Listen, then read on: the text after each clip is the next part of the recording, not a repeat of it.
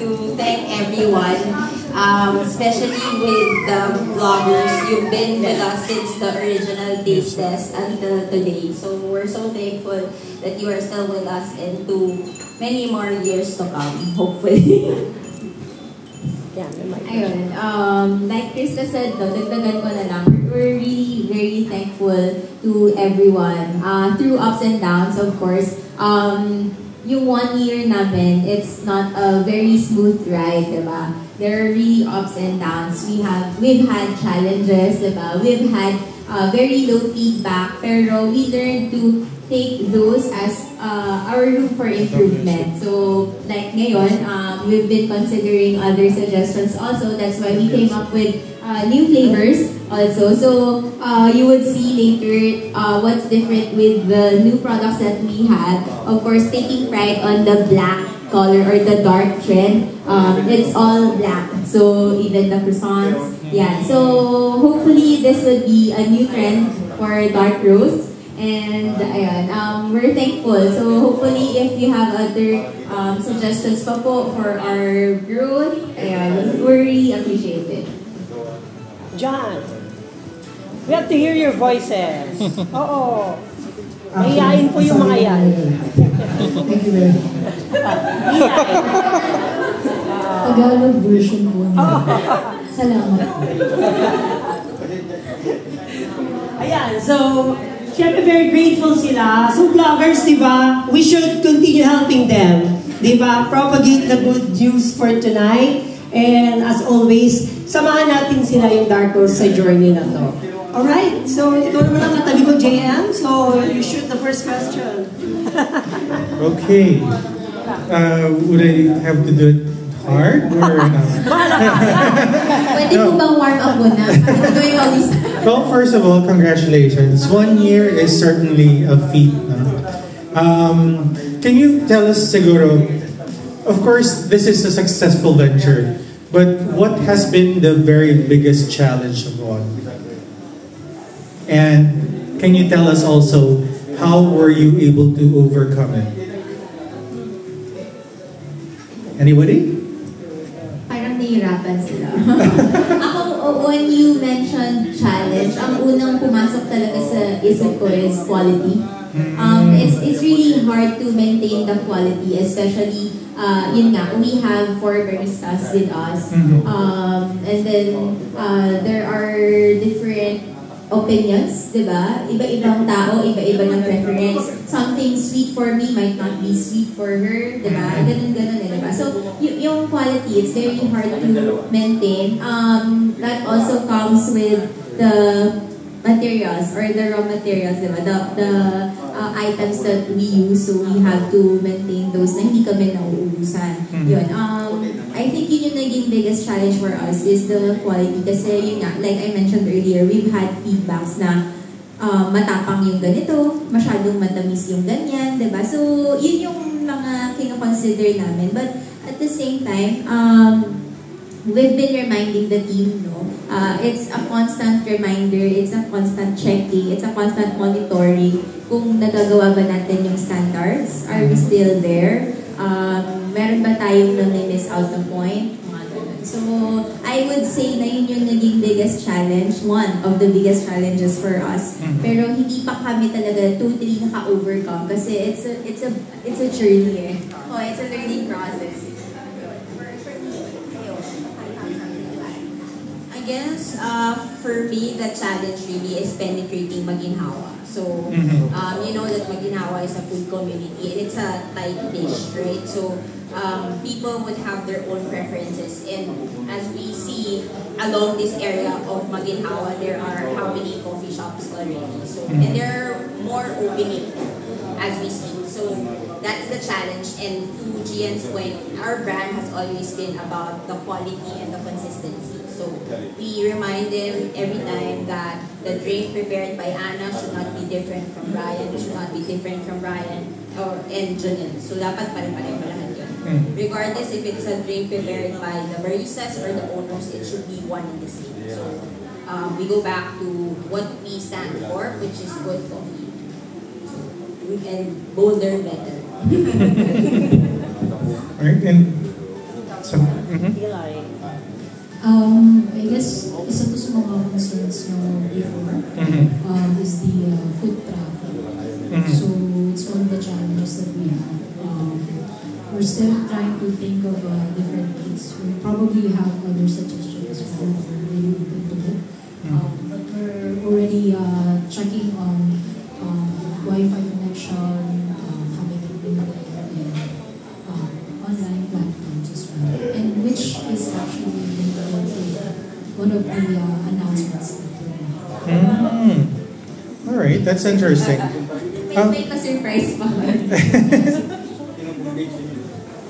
Maybe can you tell us now or maybe later pa? Okay. Well, I'd like to ask now naman yung collaboration nyo with Butterboy. Can you tell us these products, how did they come about? What did you have as an input? Of course, hindi naman nila produce yan ng basta-basta. You probably had a hand with that. Can you tell us why these specific, aside from the color, of course, but why these specific flavors? Okay. With Butterboy, during our meeting, we're really certain about one thing. Yung products namin dapat black. So black drink, black bread, black etc. So we started brainstorming, ano ba yung mga black? Diba? Black Oreo, comes to mind. Blackberry, ano ba? Black sesame, activated charcoal, the usual materials that would result to black item. And then, activated charcoal, we scratched that off our list kasi ayaw namin yung feeling na grainy yung item. Diba? But you had it in your cupcake? Or... No, Really? no. What was that? Okay, that's different. That's a secret. Yeah, but no activated charcoal. Yeah. So, all items na we have, black siya, yes, pero it's not activated charcoal. Yun nga, because we wanted to steer clear of the feeling na grainy yung, yung food. Tapos, we just came up with, bakit hindi na lang black sesame? Why, di ba? Kasi it's not a common flavor for a croissant. Tapos, even the usual sesame is not the usual flavor, di ba? Sabi namin, let's try black sesame croissant. Tapos, with Oreo naman, I think that's one input that we had. Kasi when you say black na dessert or something sweet, na kilala ng lahat, Oreo yung unang naisip. Actually, we still have one flavor left na in collaboration then with Butterboy. That's another one naman na medyo nandun sa savory side. So, itong dalawa is on the sweeter side and then another one sa savory side. Ayun. Ano pa ba? Yun, we've had discussions with them kung ano yung possible flavors, what would fit yung croissant na texture kasi of course not all flavors would fit. Yeah. And then we resulted to these two. And then we've had, actually with Butterboy, just to share lang, they're really, as in, over the top, quality, talent, iba. Kasi we've had one tasting lang, okay na kami. Wala na masyadong, very minor change, more on the looks lang. Pero yung one taste lang, wala na, okay na kami. Sabi namin, okay, let's do this na. So, just to, share lang din, no? I think our first tasting was first week of April. So after the Holy Week, second tasting, yung chinek lang namin yung appearance. Tapos yun na yun. So ganun lang kabilis with them. Iba talaga because they have the talent, diba? Yun. So I think we were able to communicate and to really merge the ideas. Kaya ang bilis na come up yung How about the drink? Dito sa baristas nyo na lang siya? Or? The drink, yeah. We made it. So we did the R&D. Here lang din. Same day that we had the first tasting with Butterboy. So we tried to find something that would complement the breads. Hindi nyo naman sila pinag-contest, yung mga barista. Yeah. And then choose Yeah, them. but I think that's a good idea. Maybe next time. Maybe next time. Not yet. So it's just us. We just wanted something new, something that would be interesting, be refreshing. Because we've heard of other coffee shops saying that they have their own signature drink, diba? And we don't want to call it our signature drink just yet.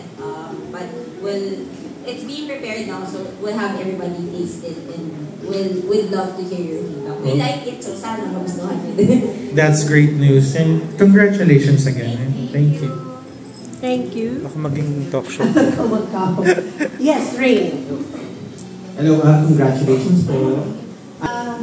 We do want to expand. We've had, bragging aside, we've had offers for branch out and collaboration as well as franchise. Some people have approached us. These were people that actually like the coffee as well. So they have asked for franchise. One in Parañaque, one in Manila, one in Viuna, and then someone in Marikina and in Bulacan. But I think right now, we don't want to be confident in saying, alam na namin. This is a first for everyone, for us all in the team. So we wanted it to make sure that when we bring it out in the public, it's the same through and through. So again, for us, our brand is really about consistency, and it would be difficult to say, sige, mag-open tayo ng branch sa Bulacan and then one in Makati. Baka mamaya we're spreading ourselves too thinly and then we don't uphold the quality. So we're still trying to figure out how best to move forward, but we're not saying it's really in the... Meron ba kayong timeline? 3 years from now, 5 years from now? Ballpark. Pini-pressure. Para malapit sa Paco po ba pwede? Oh, actually, one offer is in Paco. There's one asking for a branch in Paco. We don't know yet kung paano, but it's in the plan. Hopefully, in the next year or two, the most, meron na. Kayo po ba yun? Magulo. Second question, last question ko po. Yung, It's mostly the same for us. However, surprisingly, people really welcome the coconut series. So it was just really meant to be a summer series for us. But when we pulled it out, people were asking for it, so we had to put it back, and now it's a regular mainstay in the menu. thank you. Do you have any promos or something? PR man. Well, yes, so I guess it's already planned, part of the program, but we have a loyalty program launching tomorrow or later today. So you, as with any loyalty card, so you purchase drinks and then you get something. So for us to celebrate 12 months, you get a tote bag after the 6th drink, and then you get a tumbler after the 12th drink. So that's the loyalty card. Wait, we'll get it so that you can see. Yes. We also, what Eli was mentioning earlier, we will be available in Grab Food. So starting May, we're just working out the final details as well as the requirements and the photos, everything else, but it's already a done deal. So we're just finalizing the final dates. And then, because we said we don't want to go the route of a branch just yet, what we wanted to do is explore events. So we would have the coffee carts, so that's what we will do for now. And I guess this is also going to be a learning process for us to test the market. Different age groups, kasi dito ang sanay kami, college students, yuppies, young professionals. So maybe kapag sa events, it's a different landscape. So that's our preparation to go either branching or franchising, whichever route we choose. So meron po kaming handle. It's black. And then meron po kami, so you can sit here. And then we also have straw. So it's a double insulated tumbler. So both for cold and hot. So di ba usual tumblers right now, it's either you have the straw, but you have to have a different tumbler if you want hot drinks. So this solves the problem. And we tested the insulation as well. So at least for the ice, it lasted 22 hours for me. And the hot drinks, 10 hours. Sa akin lang yun, personal. They claim otherwise, but maybe pag nakuha niyo po yung 12 drink, matatest niya siya, and then let us know what your feedback is. It will be after the loyalty program. So we're running the loyalty program for the next 2 months. So that will be May and June. And then July onwards, there will be some merch that will be for sale, including the tote bag, the tumbler, and then we also have a power bank release. One last question. Take us back to the creation of your tagline, darker, bolder, and better. I just want to know further.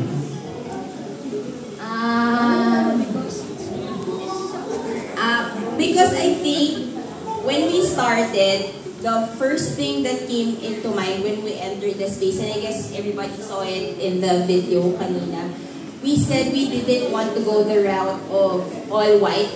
Team Kahoy, Team Puti is very common, and it was so popularized during pandemic.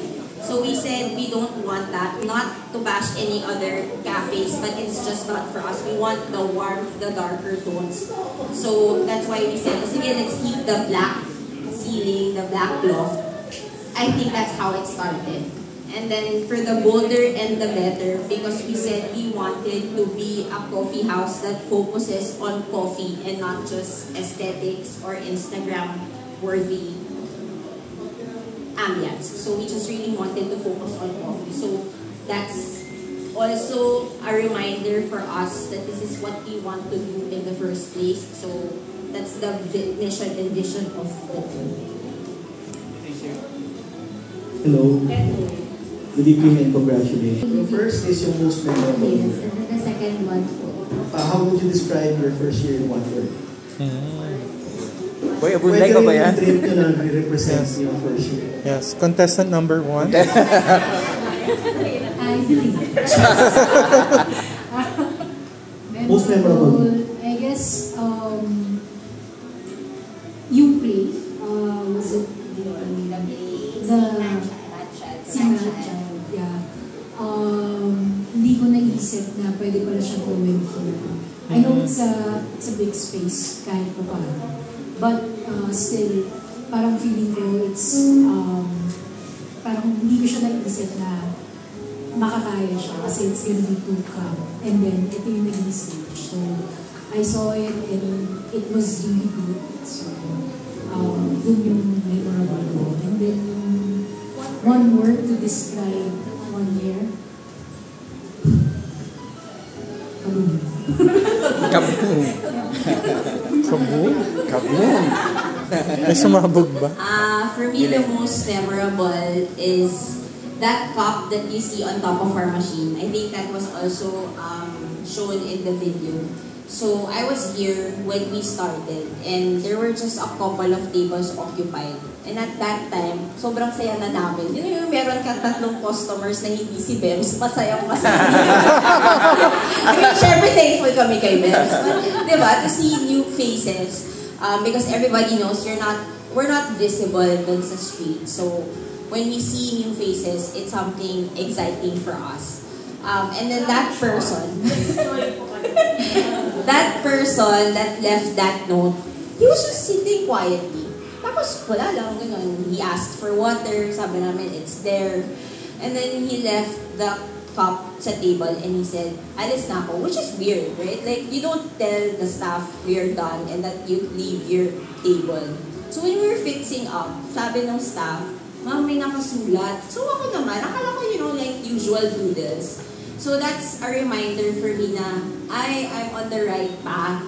Kasi it was, and my word is roller coaster. So when we were here, parang those are the highs and lows. Lahat na ata ng emotions pinagdaanan ko dito sa Dark Rose. From the joy to the sadness to the fear, lahat. It's that. So it's memorable because it's not something that I asked for. Like, you usually approach customers and say, can you please provide us feedback? We'd love to hear from you. But this was just a quiet customer that sat down, asked for water, and write down nice things about the coffee shop. And there are also feedback, there are ones na sabi niya doon, which we work on. So, we're very appreciative. And to this day, I still remember that I know how he looks like. Hindi ko pa siya ulit nakikita. Pero, pag nakita ko siya, I will be really thankful. So, yun lang. Roller coaster. Andito pala siya. Joke. My question is, sa dami na nangyaring events dito, di ba? May mga press con, may mga events, ano pa, tsaka na-feature na kayo sa ibang, di ba? So, ano pa yung gusto nyong event na pwede mangyari dito? Like, pwede ba mag-shoot dito? We've had shoot dito. Siguro, I'm speaking for the two of us. Kasi to answer din po yung question ni Sir Ed earlier, Krista and I, we've been very big fans of Spit Manila. So, diba, you're familiar with Spit. We were really happy and excited when Ate Wo messaged us to, i-rent daw yung buong place to celebrate yung birthday ng sister niya, not knowing na yung sister nga pala niya is a member of Spit Manila. So, doon nandito yung buong Spit Manila. So, parang iiba yung kilig. Kasi imagine na we can just buy ticket to watch Spit, diba? Pero iba yung kilig na nandito sila for a personal event. Tapos, we got to meet them, ganon. So, actually, we approached them before, asking kung pwede din nga magkaroon ng ganong event dito. So, they actually said yes. So, hopefully, that's one, yung kay Spit Manila partnership, hopefully. Another one is we're actually planning for acoustic night. If only we've had more time to prepare for this anniversary, we're actually originally planning for a 3-day celebration. And then one night would be, yun nga, it's an acoustic night. So hopefully, one of these days during the year, we'll be able to do that kasi we already have a list of artists that we'll be inviting for the acoustic night. So I hope I'm not spilling all the beans, pero actually another one is a coffee rave. If you're familiar with a coffee rave, it's all over the social media. So we're already looking for DJ, tapos we'll have a coffee rave here na party kasi nga yung community that we have, yung customers that we have, medyo nandoon sa younger age or young professionals, diba? Although we also have some law students, med students, ganun, they're also looking for a venue na, iba naman, diba? Not just pure studies, not just pure, yung hard work, etc. So, para naman release all the tension. So, we're also planning that. So far yun pa lang naman po yung mga nasa pipeline na pinag-usapan namin. Okay. Yes, definitely. Definitely that's on the plan. We're aiming to start small. So there's this Maginhawa food community. So we're already ironing out that para maging part kami nung community. But on the larger scale, wala pa talagang napag-uusapan na definite. Pero for sure, that will be on the pipeline since we're already planning to venture out dun sa events. Right? Make you happy or not? We actually for clarification. We want to remove some products, but every time we do, they ask for it. So, we can't. So, rotation na lang. And sometimes nagagalit si Bems kasi makalat daw yung pastry cabinet. But I think that's a good problem, diba? So, susumbong tayo sa media. Para alam nila na, you're the silent partner. For the price, the drink is 200, and then for the Oreo croissant and the black sesame, it's 130. So still competitive. Nakinig ba yung ating mga barista? Narasan nila ha?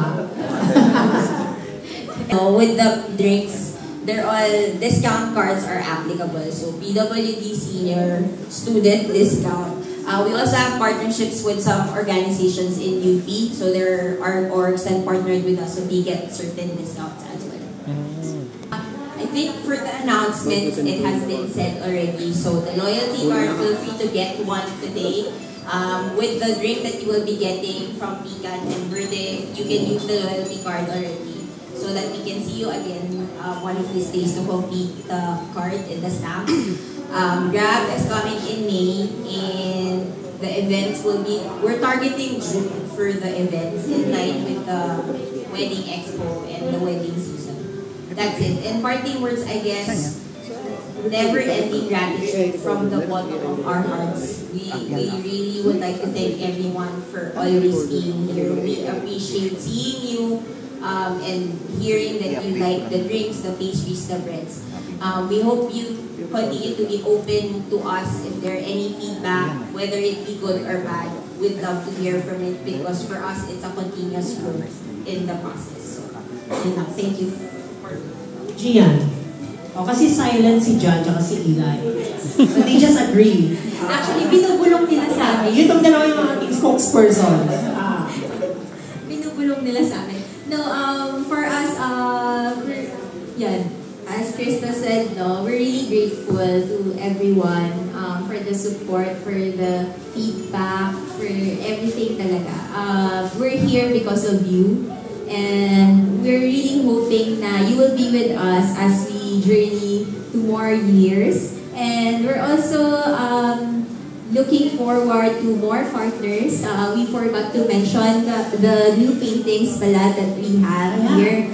They are from a painter from Sagada. So, yes. Yes, it's May Ink. It's May Ink on Facebook and Instagram. So she's using a special ink to paint murals. Yeah, natural dye. So yun, we're hoping to partner with more artists, makers, and any industry actually. Kasi we believe that business is where we should all be together. We should partner together, di ba? Kumbaga, journey to success tayo lahat. So yeah, thank you. That's a secret, di ba? So, yeah, Gia. Most of our customers here actually students po talaga. As in parang about 70% I would say college students ranging from about 17 and up. So we have students na yun nga, they are under their bachelor's degree. We have students na nandun sa master's and PhD nila, med students, law students. So usually ganun po yung nasa profile namin. Aside from that, maybe around 10 to 15% are office employees after office na go to, maybe after having dinner around Maginhawa, they would go for coffee. I think one advantage that we have over other coffee shops around the area is we close at 1 a.m. Usually they close around 11 p.m., 12 midnight, ganun. So we are open until 1 a.m. Kaya mas gusto nila to stay. Aside from that, we also offer Wi-Fi, free sockets, ganun. So it's favorable to students and other office employees. Siguro a small percentage na lang yung sa families. Some go to Maginhawa to food trip talaga with their whole family. Ayun. Initially when we started, we didn't have a target actually. Yun nga, like Crystal mentioned, meron lang 3 nakako, okay na kami. Parang ganon. We just reached this amount of sales, okay na kami. Parang ganon. And then through the year, kumbaga, as days go by, doon na lang namin na-notice na, this coffee house is appealing to students more, diba? To the young professionals more. Maybe because of the vibe also, the difference with the interior compared to other coffee shops. Kasi usually yun yung nakikita namin when they post sa social media. Sa stories nila, they feature yung brick wall, they feature yung lights, they feature yung couch sa taas, the mirror, yun. So, the neon light, yan. So, usually yun yung nakikita nila. So, I think yun, mostly talaga nasa ganong age range.